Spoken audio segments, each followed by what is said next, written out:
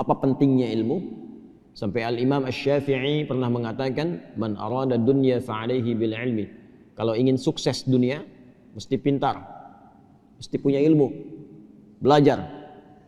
Ya, karena itu pembuka dalam Al-Quran, wahyu pembuka menggunakan kata iqra, baca. Baca itu gerbang pertama pengetahuan.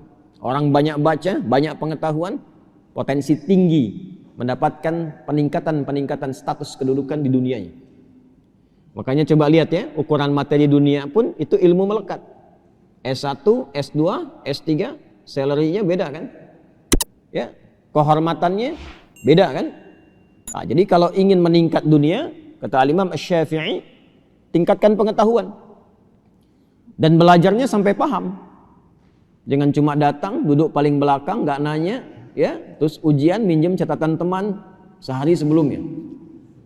Ya, sampai paham, sampai mengerti, sehingga jadi pakar di bidangnya, jangan tanggung. Ya, fikih sekalian, kata Quran fikih sekalian. Quran surah 9 ayat 122. Insan beriman tuh kalau belajar, ya, dia pastikan apa yang dia pelajari paham, tidak keluar dari ruangan sampai dia mengerti apa yang dipelajari. Lihat tafaqahu fid din. Kemudian waman aradal akhirah fa'alaihi bil ilmi. Kalau menginginkan sukses akhirat pun, kata Imam Asy-Syafi'i, itu modalnya ilmu juga. Ilmu juga. Bagaimana bisa sholat kalau nggak ada ilmunya?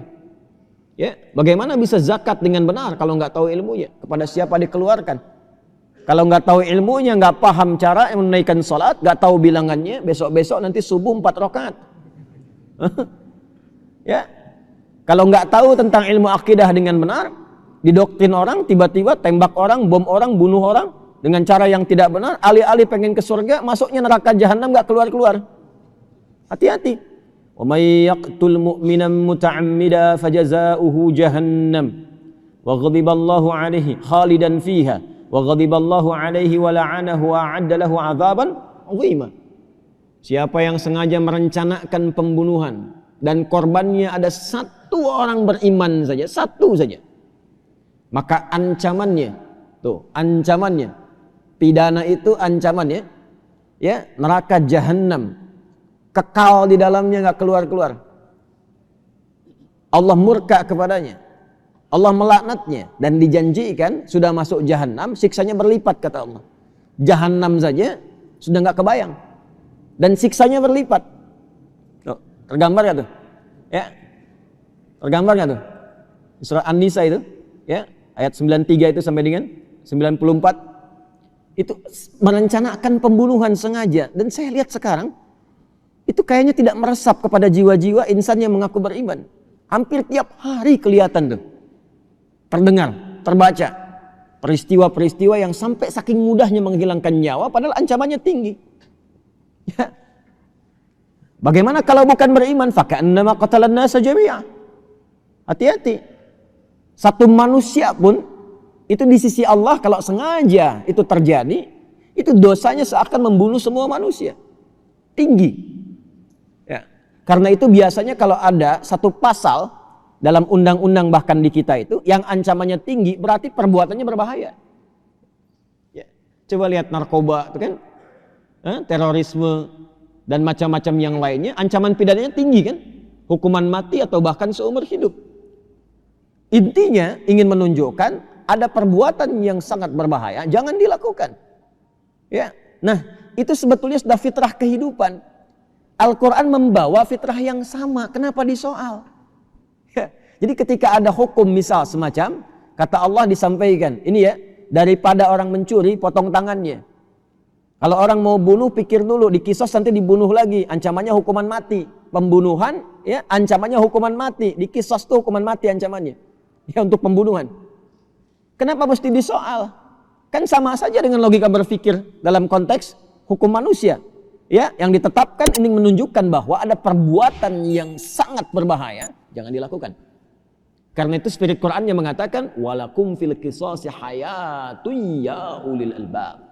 Kalau Anda berpikir bukan masalah menghukumnya, tapi di balik itu ada penjagaan terhadap maslahat kehidupan yang kalau diancam dengan ancaman yang tinggi cenderung memotong orang untuk berbuat yang salah.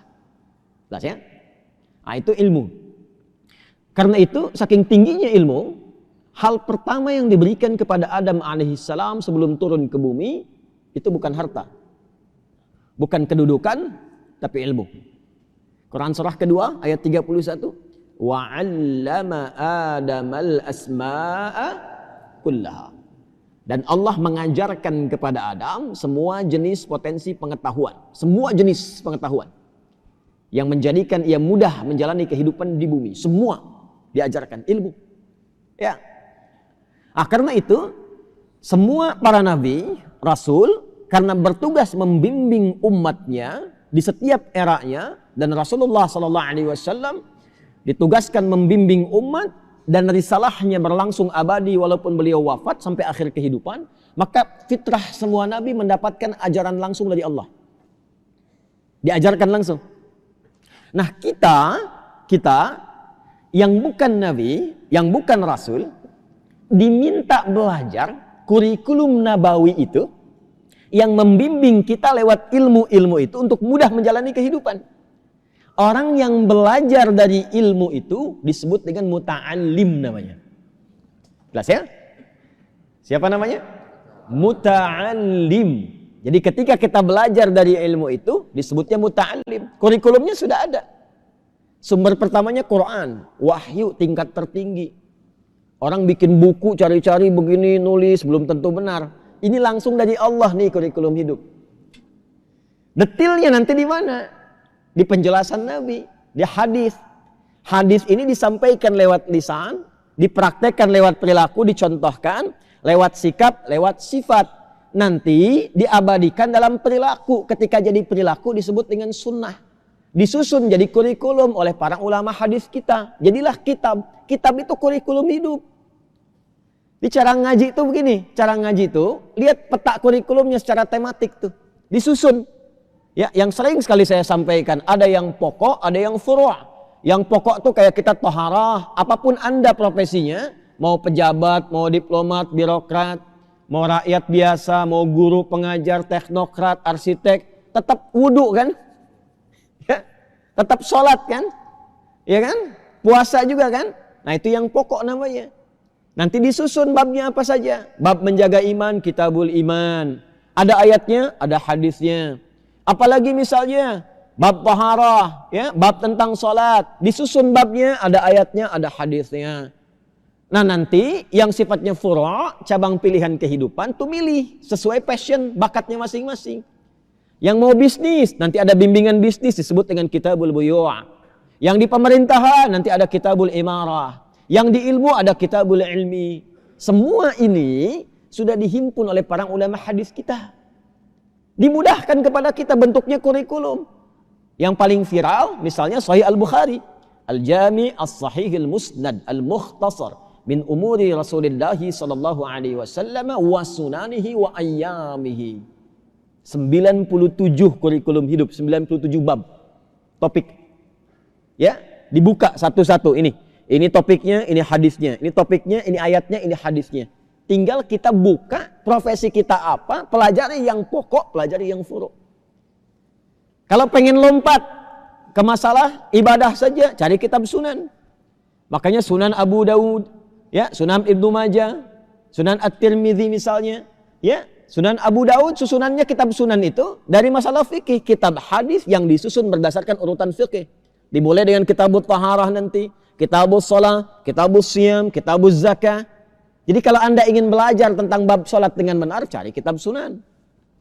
Kalau pengen teladani orangnya, bagaimana seperti Abu Bakar As-Siddiq, bagaimana seperti Sayyidah Aisyah, bagaimana seperti Ibnu Abbas radhiyallahu taala anhuma, pengen tahu hadis-hadisnya berapa banyak yang dikumpulkan, cari kitab musnad. Ya, seperti Musnad Imam Ahmad. Kalau pengen cari hadis secara acak dari A sampai dengan Z, Hamzah sampai dengan Ya, cari kitab Mu'jam. Ada semua. Nah, kita diminta mempelajari itu dengan sungguh-sungguh, lalu dibawa ke dalam konsep hidup kita, praktekkan dalam hidup. Hasilnya semuanya sukses. Dan itu lintas zaman, lintas dimensi. Coba cek. Nabinya meninggal, sahabat praktekkan, sukses. Sahabat meninggal, tabi'in hidup, sukses tabi'innya. Dibawa ke Iberia, Spanyol, Portugal, jadi peradaban. Lalu belajar dari situ beberapa yang dari barat. Ya, sampai menjelma menjadi kemajuan yang sangat luar biasa, mencerahkan barat. Ya. Dibawa sampai saya dari Harvard kemarin saat di Amerika. Harvard itu asalnya gereja. Gereja asalnya. Dan di situ belajar dari spirit masjid. Di masjid itu dulu bukan hanya fungsi ibadah, orang belajar.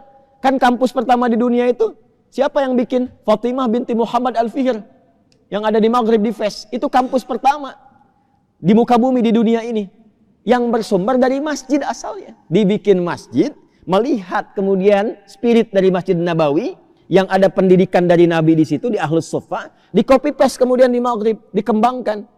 Materinya diperbanyak. Di situ ada matematika, ada fisika, ada kimia, selain tafsir, hadis dan sebagainya. Eropa datang ke situ. Ya, pada belajar ke situ, termasuk utusan-utusan gereja belajar ke situ.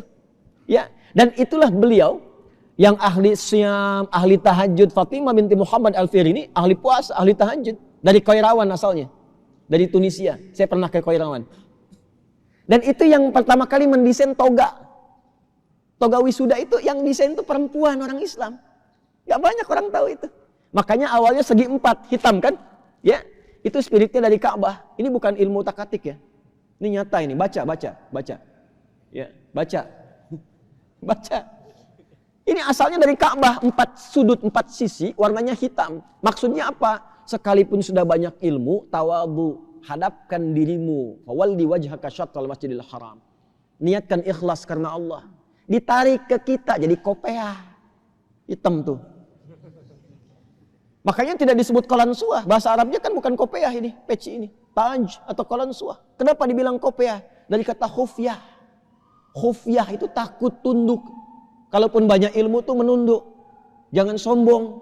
Kalau udah pakai kopiah itu tunduk, jangan sombong. Kalaupun mulai banyak, jangan mudah salahkan orang. Ya, tenang, baik. Pakai baju koko, baju takwa, walibasu takwa dzalika khair. Bawahnya sarung. Kok sarung? Kan bahasa Arabnya izar. Kenapa bukan izar? Dari syar'an, sarungan. Hidup itu pakai syariat, syar'an. Hiduplah dengan syariat. Gunakan takwa. Kalau sudah soleh, tunduk. Kakinya pakai baqiyak. Al-baqa' wal yakin. Itu asalnya. Makanya orang pesantren pakai baqiyak kan? Ya, baqiyak itu dari mana katanya itu? Al-baqa' wal yakin. Ya, melangkah dengan yakin pasti. Wal baqa' lillah, karena Allah. Itu asalnya. Orang tua kita itu tidak banyak dulu materinya, cuman dipraktekan. Orang sekarang banyak materi nggak dipraktek-praktekan gitu. Banyaknya diperdebatkan.